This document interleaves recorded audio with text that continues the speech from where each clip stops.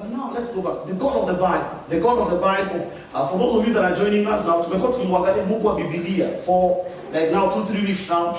And tutamaliza and we're not rush. Now the God of the Bible is a balanced God. I want to talk about the God of balance. The God of balance. Those of you who are not here on Wednesday, we really taught some stuff on Wednesday Eve. Kimona Alfi muulize hiyo mahubiri ya Wednesday ataiweka kwa lunch wa siku gani. Umuulize, you need to follow that. You need to follow that. And let me also say this, ni aibu when you can share preachings about other pastors that you don't sit under, and you cannot share preachings of the pastor that you sit under. Ni aibu because you're misplaced. Uko hapa lakini uko kwingine. Hiyo ndio tulikuwa naambia watu tukiwa wadogo, mimi nitakula nyama ona meza. So mtu anakula nyama anakwambia meza. Ona meza mate na meza nyama. So you cannot be here and you want to be there. Be there. Don't waste your time. Amen. Be there. Don't waste your time. If you're here, you're here. Now, the God who is, first Samuel chapter number 2 verse number 7. Let's speak it from Hannah. The God who is balanced. And I pray that I will be able to say something that you can carry home, because there's quite a lot to say. He says this, that the Lord sends poverty. The Lord also sends wealth. And he humbles.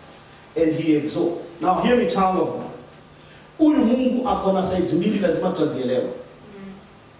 He's a very balanced God. That he sends poverty, he also sends wealth. This God humbles and he also exalts. If we want to understand, and if we will understand the God of the Bible, there is one thing that we must understand. It is called balance.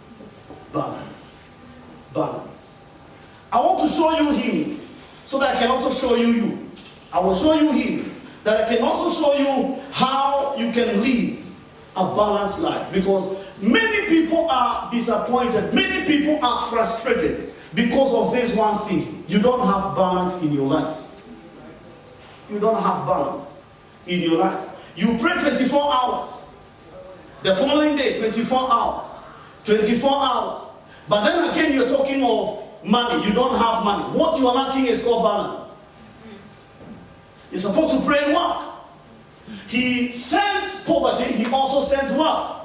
He humbles and he also exalts. Psalm 75 verse number 6. Just to show you him. He says that no one from the east or from the west. Use the NKJV. That's my predominant version. And I really need to NKJV. I love this. It says, for exaltation does not come from the east, nor from the west, nor from the south. 7. But God is the judge. He puts down one and he exalts another. Kwamba huyu Mungu kama utamfahamu, lazima umfahamu katika ile balance yake. Kuna wakati ambao anainua mtu na kuna wakati ambao anashukisha mwingine. And I want you to know, hashukisha yuki mwambia, Bwana shukisha wa manager. Shukisha, pandisha mimi. Shukisha Bwana, shukisha. Umesema katika neno lako wewe ndio unainuaga. Hata anaweza muinua huyo ambaye anakaa ni adui. Amen. Blessed be the name of the Lord. Amen.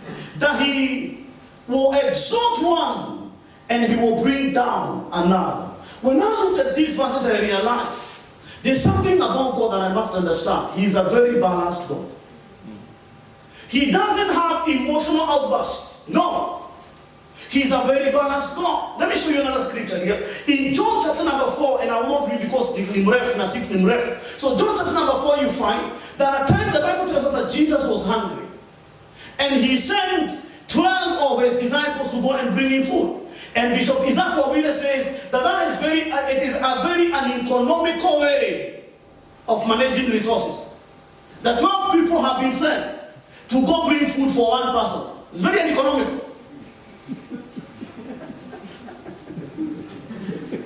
Blessed be the name of the Lord. Yeah. So in John chapter number 4, he is hungry.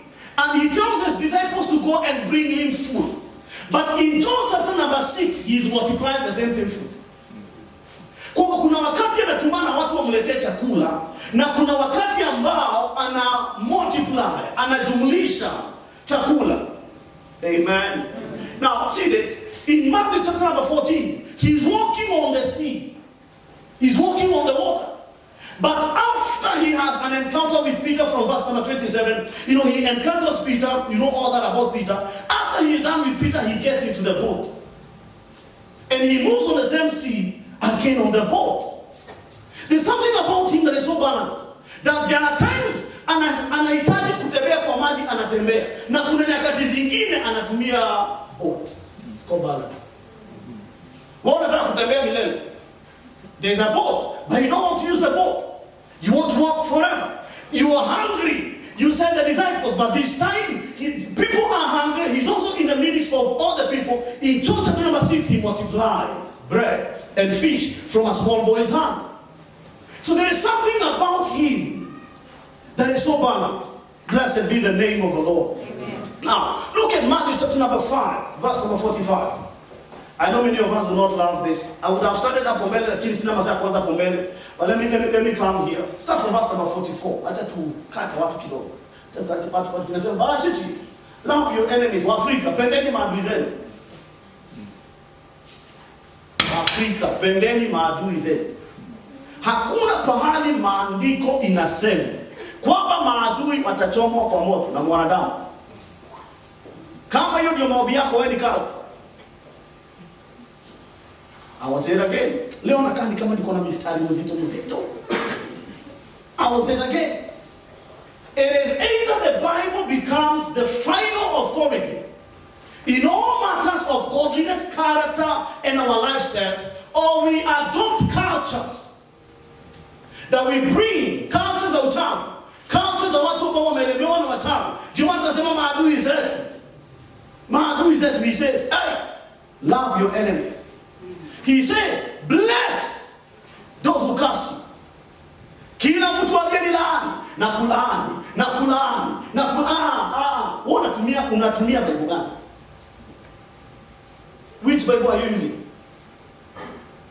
Sasa najua unaniuliza, sasa mtu kama ni adui yangu na amenilaani nafaa kufanya nini?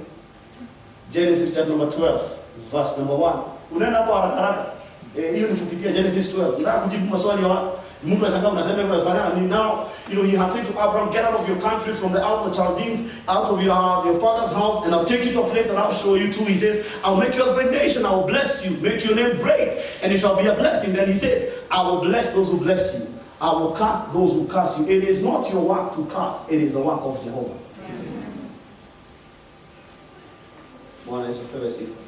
He says, I will curse him who curses you. And he knew all the families. He knew. Go back to Matthew chapter number 5, verse number 44. So he says, I will curse. So kama kuna mtu mwenye amenilaani, hiyo ni ndio naondokeana. Maana maandiko inasema revenge belongs unto God.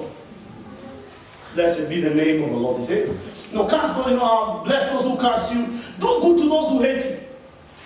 In a Habakkuk conference, he's going to come. He says, do good to those who hate you. Then he says, pray for those who use you by, those who spitefully use you. He says, pray for them. Even for those who persecute you, pray for them. He says, pray for those who spitefully use you and persecute you. Now look at this. I was only interested in this. He says, that you may be sons of your Father in heaven. Now notice this. He says, that he makes his sun rise on the evil and on the good. He also sends the rain on the just and on the unjust. He's a balanced God. Our God is not emotional.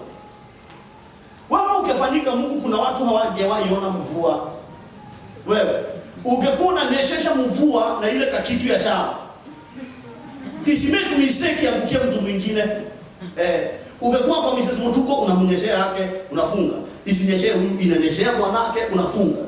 But God sends the rain on the just and on the unjust. Why?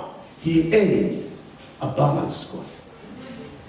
Blessed be the name of the Lord. Now, we say that when we see the power of God, in the God of the Bible, when we see Him as a powerful God, it's so that we can receive that power and appropriate it in our lives. Now, we see a God that is so balanced. And I don't need to read, many more scriptures here, there, but He is a very balanced God.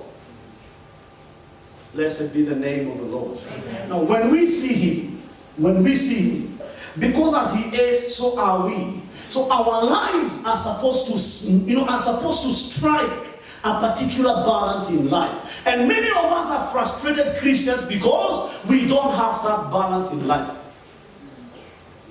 We don't have that balance in life. Now, let's move. Now, let's start preaching now. Ecclesiastes 7. Let's read. We read this in the course of the week, verse number 15 and verse number 16 and 17. Ecclesiastes 7. Now, this balance must be struck in your life. It must be struck in your life. Now, notice, mimi hujiuliza na inanisumbua, and I have said it here. Mbona tunaombaga jinsi ambavyo tunaomba, lakini Muislamu haombi Mungu wa kweli kama sisi, lakini ni kama tunajipata tunatamani magari zao, tunatamani kazi zao. I was with one Muhindi, this Friday. I was with one Muhindi. He is the chairman wa Wahindi wote hapa Machakos, na ananiambia alizaliwa hapa, amezaliwa Kangundo 1948, na anasema amefanya biashara hapa Machakos for the last like 50 years. And I look at him, he said, akaniambia mimi nafanya kazi from morning up to 12. Nafanya morning up to 12 just to keep myself busy.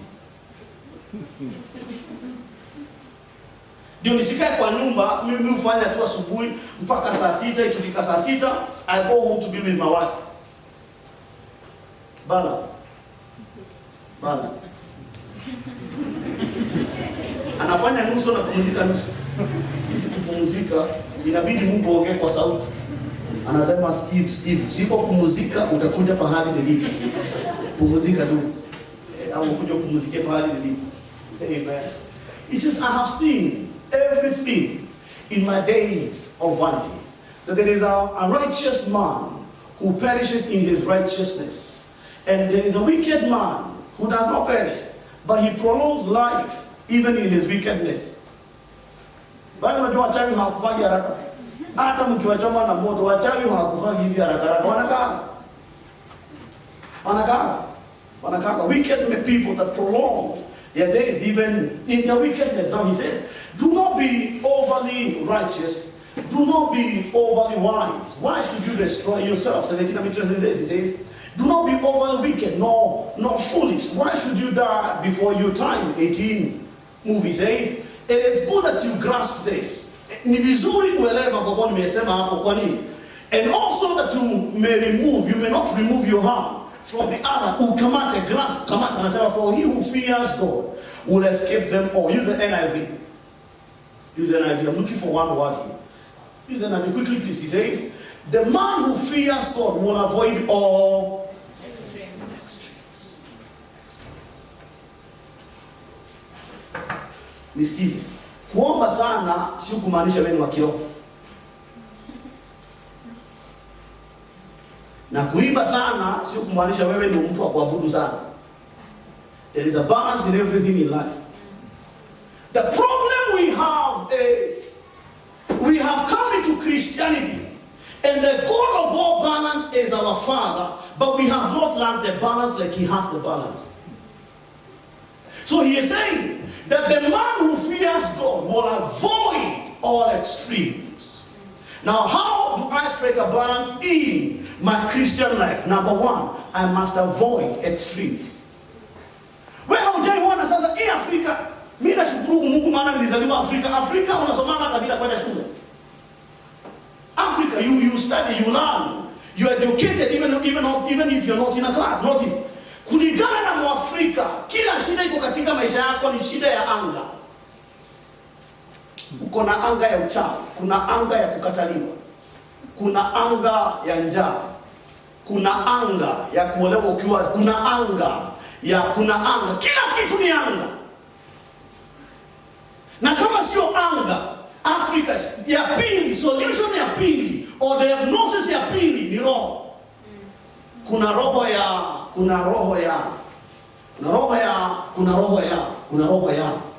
Kama sio anga na roho, ya tatu ni madhabahu.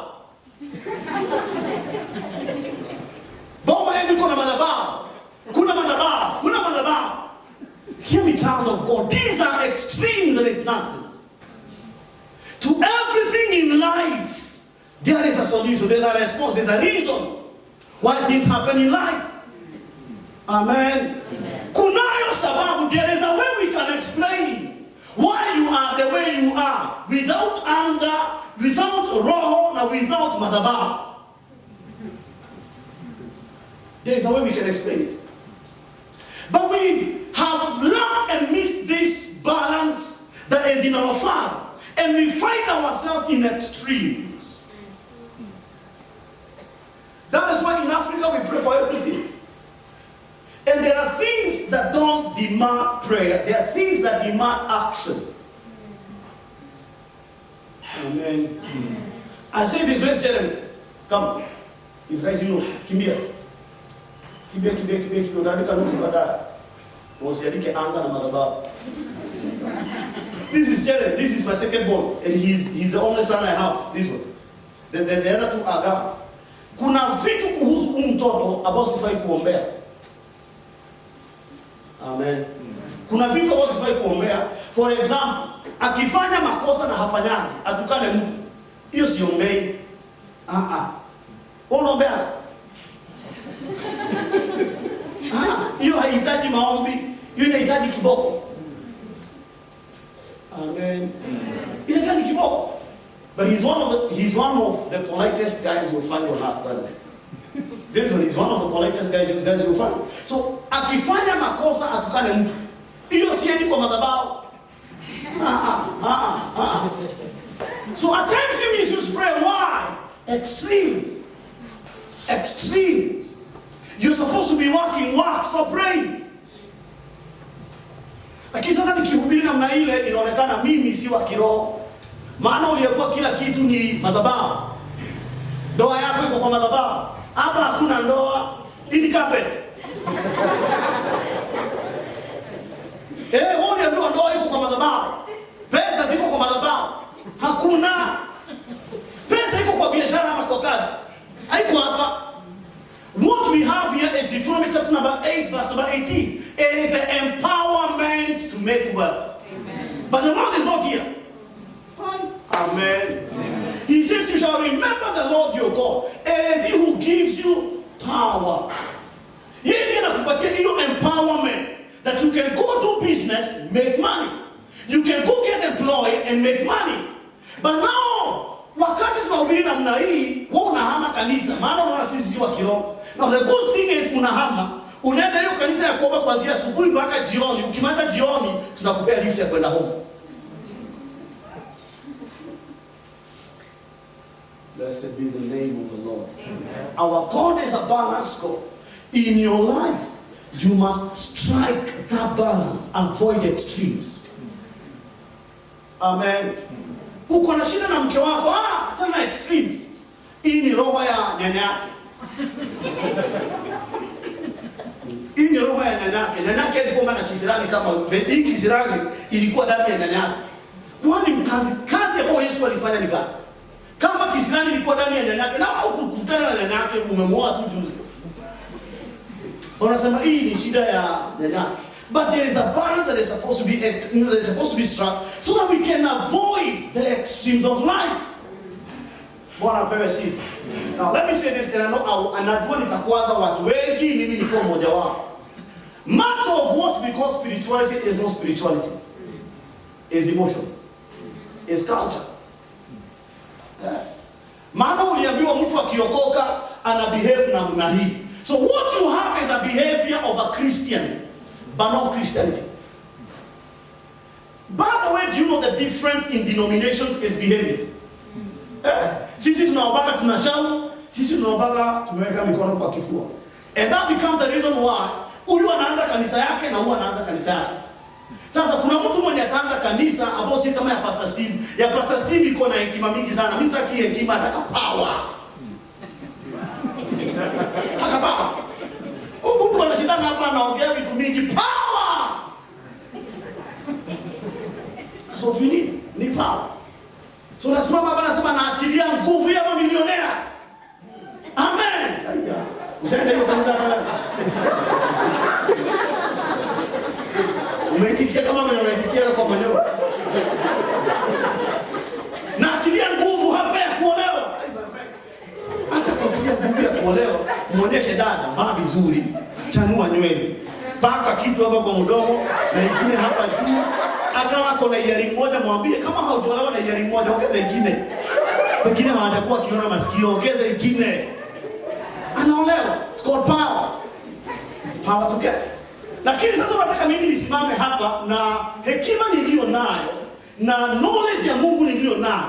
Nisimame hapa naweza kusema naachilia degrees hapa. Mimi naachilia masters. Na devil is a bad man. Naachilia masters katika ibada hii. Watu wanatoka hapa na degree, na PhD. Naachilia katika ibada hii, pokea. Acha ujeuri, pokea. Professor Jeremiah, it's not how it works. No. It doesn't work like that. But now when we don't say that, you the congregants will think that we don't have the Spirit. Tusiposema namna hiyo kwamba tumeachilia funguo za gari, tumeachilia wedding gowns, tumeachilia PhD, you think that we are not spiritual. Amen. Galatians 1 verse number 10. Galatians 1 and verse number 10. Paul says this, and I love it with all my heart. Paul says this, for I now do not persuade men. For do I now persuade men or what? He says, or do I seek to please men? He says, if my agenda was to please men, I will not be a bold servant of Christ. Now, kuna so many pulpits that the agenda is to please people. It's not to edify people. Sasa wewe nikuulize. Sasa mimi nisimame hapa, nianze kusema naachilia PhD. Huyu ni profesa wa hizo PhD na hizo masters. Yeye ndiye anafundisha watu wanataka hizo masters huyu. Na niko hapa, una expect unakuja kanisa mzani. Antaketi hapa anaona nini mwanawazimu? Wana mwanawazimu. Because yeye mwenyewe akijua the process ya kufika pahali kwenye amefika, ameenda mpaka India. Ndio afiki pahali kwenye amefika, lakini mimi hapa na in the spirit katika jina la Roho Mtakatifu naachilia PhD naachilia. Huyu anaangalia naona your head is permanently damaged. Because that's not the procedure. So hear me, child of God. Our God is a very balanced God. Strike that balance in your life. Leo sitaki anajua mtu anasema amen, lakini unafika kwa nyumba utaangalia shida umeiangalia for 10 years na hiyo shida itakuongelesha itakwambia hiyo sikiza yako kama mtu ama nakaa na wewe milele yako. There are problems in our lives that will not depart because we have prayed. No, they will depart because we have prayed and we have taken an action. Lakini sasa uko na shida fulani. There's one lady who came to the office and wakati alikuja akaniambia pasa mimi najua nikukwambia shida hautaomba. Tunza mbona umesema hivyo? Akasema maana nimekuja hapa mara kama 2. Badala ya kuomba wewe unaniambia kile nitaenda kufanya. Au uombaji? Ama nikutonisha. So she gave me her problem, it's issues to do with marriage. She had an issue with 2 guys. There was one guy in Mombasa and another guy in Nairobi, and she was caught between the 2. So what do you pray? Kama nimepasa ukiomba aende Mombasa ama ukiomba aende Nairobi? No, I didn't pray. I asked her, kulingana na moyo wako, wewe unaona ni nani mwenye ana max mingi kuliko mwingine? Akaniambia wa Mombasa unajua nani Mkatoliki?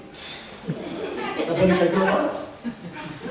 Those of us who have done psychology and counseling, they will tell you, you don't give people solutions, you help them find solutions by their own. So mimi nikamwambia mimi naona moyo wako umependa huyu, na roho ikipenda imependa, chukua wa Nairobi. Hatukuomba na hiyo counseling kaisi hapo. Blessed be the name of the Lord. So avoid extremes. The reason why many of us are Christians and we are frustrated is because of extremes in life. Amen. Hivyo hata kanisa za superstitions na kazi zinazaliwa. Ukiona a safari ant kwa nyumba imetumwa, mende zikiongezeka, kuna mtu mwenye anitakii mazuri. Mende zimeongezeka kwa nyumba, unasema hizi mende hazikuwa hizi ni kama unaweza bugi. Hizi they are many than they were. Avoid extremes. Kama mende ni mingi, usinunue tu. There's one time I asked a pastor friend of mine, I asked him, why is it that we demonize headaches, but when we take Panadol inaisha? Sasa nikamuuliza, kwani pepo ya kichwa inaogopa Panadol kuliko maombi? We demonize a headache, kwamba hiyo ni pepo ya kuumwa na kichwa, but you take a Panadol, hiyo pepo inaacha ya kichwa. I came to realize hakuna hiyo pepo. Kunywa maji na kichwa itaisha. Ama enda Ulaya. My grandmother was a surgeon. My grandmother was a doctor. My grandmother was a nurse. Anytime I would have any problem, sana masaa jioni, alikuwa ananiambia tu only one diagnosis, lala ukiamka asubuhi itakuwa. And I'm telling you the truth, I would go sleep. By the time I wake up in the morning, hiyo kuumwa na tumbo imeisha. Na mimi nilikuwa namwambia usiku ndio ajue kesho siendi shule. But she would tell me go sleep. La. By the time you wake up in the morning, itakuwa imeisha. And I realized she was a prophetess. Unaamka asubuhi, tumbo hakuna shida ya tumbo, kichwa hakuna. Unaenda tu shule. Blessed be the name of the Lord. Hallelujah. Number 2, for you to strike a balance in life, you must understand that nothing is new under the sun. There's nothing new. There's nothing new. Go to Ecclesiastes chapter number 1. Let me read from verse number 9, 10, and 11. There's nothing new under the sun. At times, we utamani kuhubiri, just come here and shout and excite and please, man. But then again, I have to ask myself, Daniel Gubao anagrow, nitakuwa nimeinvest nini ndani mtoto? How will I have invested substance in the life of this child? So, strike a balance in life. Many people, you will realize, angalia, hata katika makanisa yetu, people are extreme. We prophesy about everything spiritual, and in your own physical life, you cannot prophesy anything. Usumbufu. Because ukiniambia Bwana anasema, mkebe inabebanga mafuta, inabakigi na mafuta. Lakini hakuna vile utaweza kuwa kwamba, you prophesy about this, you prophesy about this, you prophesy about this. But then when I look at your life, there's nothing to smile about. No, that must come to an end. It must come to an end. We need to strike a balance. Because we also have situational prophets.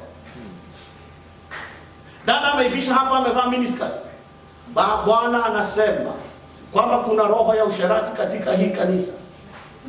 Bwana anasema kwamba jinsi hiyo sketi iko fupi, mawazo yenu iko fupi na mna hiyo.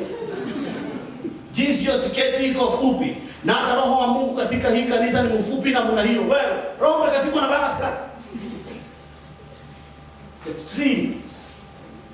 But we love it because that is what we call spirituality.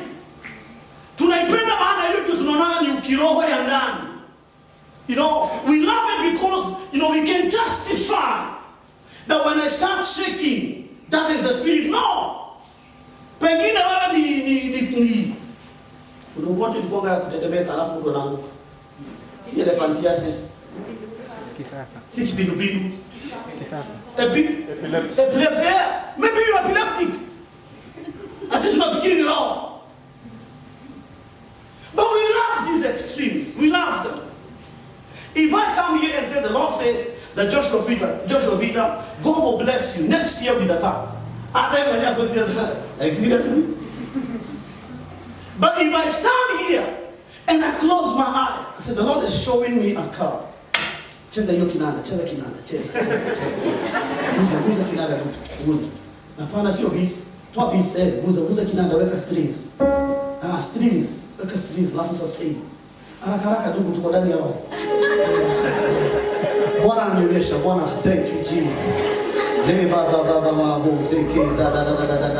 Bwana ananionyesha, ndugu simama. Simama ndugu. Bwana ananionyesha.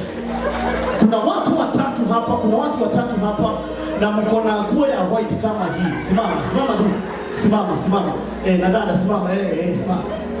Ndugu, Bwana ananionyesha kwamba anaenda kupatia dada. Thank you Jesus. Thank you. Na sijui kwa nini wanatabiri wanapokea kwanza. Sijui kama niyapata kufikiria zaidi, alafu anarudi anasema na sio gari tu.